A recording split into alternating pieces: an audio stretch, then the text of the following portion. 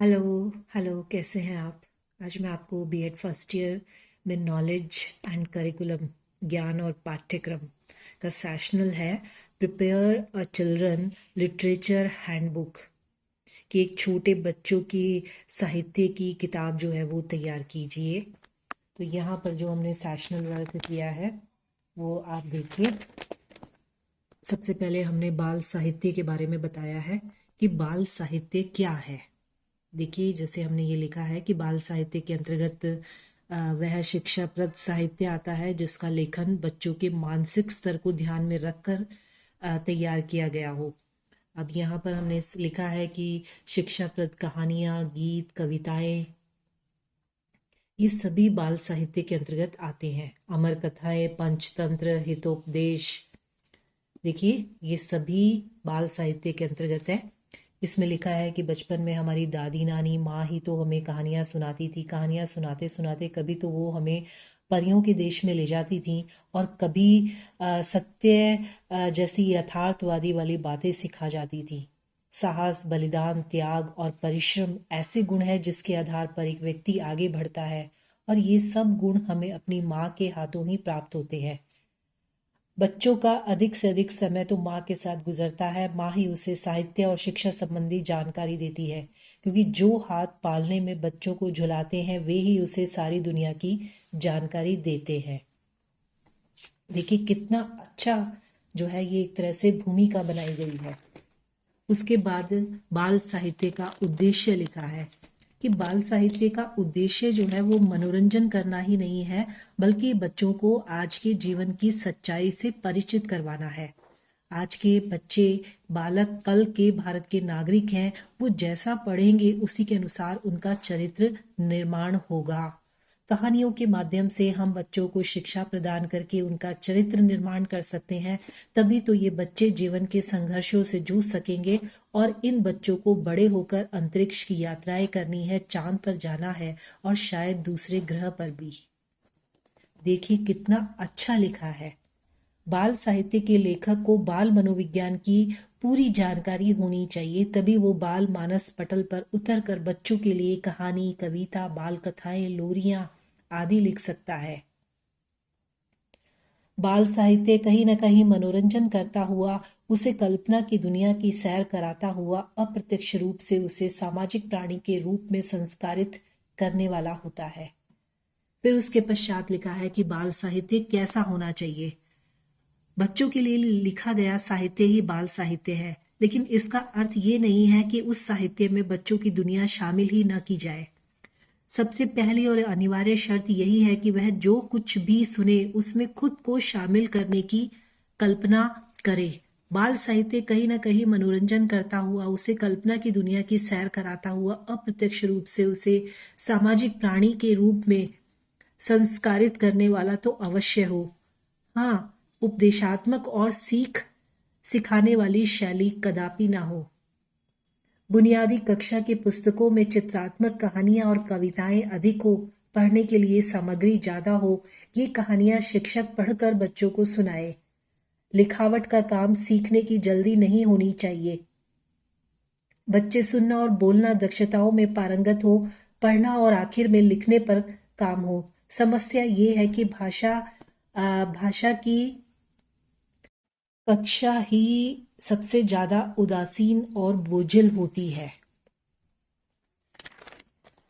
बुनियादी कक्षाओं में चित्राधारित कविता और कहानी आधारित छोटे छोटे बच्चों के लिए उसका घर, गांव, पड़ोस, दोस्ती उनका देश है। बाल साहित्य की सहायता से बच्चों के बीच हम उनके घर और परिवेश में जो बहुत भिन्नता नजर आती है उसे कम कर सकते हैं। बाल साहित्य ही है जो पाठ्य पुस्तकों से इतर बच्चों को खेल खेल में बहुत सारी अवधारणाओं के प्रति समझ बढ़ाने में सहायक होता है। फिर यहाँ हमने बाल साहित्य के बारे में थोड़ा सा और लिख दिया है। जैसे फिर उसके पश्चात अब हमने ये पहला जो है तितली दया शंकर शर्मा है, उनकी एक हमने कविता लिखी है और यहाँ पर तितली का एक चित्र बनाया है। ये हाथ से देखिए बनाया है, कोई स्टिकर नहीं लगाया है। फिर उसके पश्चात मिठाई वाली बात अब्दुल रहमान की हमने यहाँ पर ये कविता लिखी है और मिठाइयों के चित्र बनाए हैं। ये देखिए, फिर मामू की शादी में आनंद विश्वास।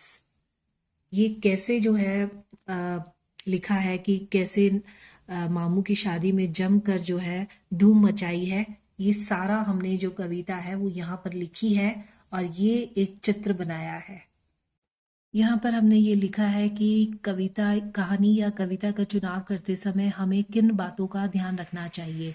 वो बातें सारी हमने यहाँ पॉइंट्स में लिखी हैं, जैसा कि आप देख रहे हैं। जैसा कि आप देखिए, ये सारे हमने यहाँ पॉइंट्स में लिखा है। फिर उसके पश्चात हमने यहाँ एक हेडिंग बनाई है कि बाल साहित्य बच्चों के लिए क्यों जरूरी है। ये भी सारी चीजें यहाँ पर हमने लिख दी है।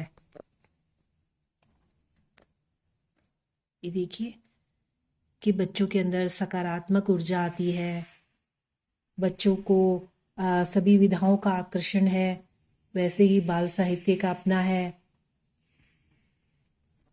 फिर इसके पश्चात हमने यहाँ लिख दिया है। अब हमने यहाँ पर एक कहानी लिखी है, बाल कहानी है प्यारा मुर्गा। देखिए,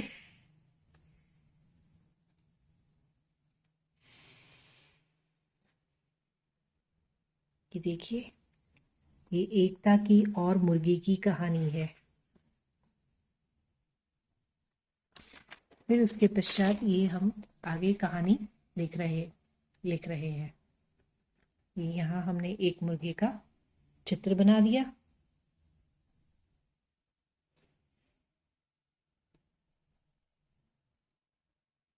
अब यहाँ पर हमने एक गौरैया की जो है कविता लिखी है। ये देखिए, पेड़ के ऊपर गौरैया बैठी हुई है। चित्र जो है बच्चों को आकर्षक लगते हैं क्योंकि वो अलग अलग रंगों से बने होते हैं।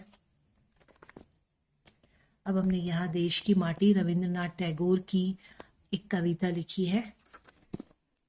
ये देखिए, ये चित्र बनाया है, कितना सुंदर है चित्र। और ये गुड्डा और गुड़िया, ये यहाँ पर एक कविता लिखी है, देख रहे हैं आप। सूरज, ये कविता लिखी है हमने।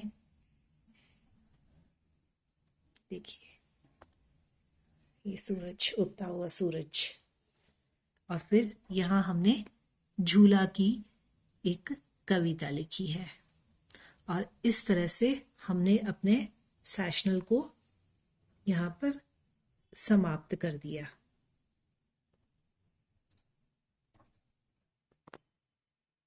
मुझे यकीन है कि आपको पसंद आया होगा। Thank you.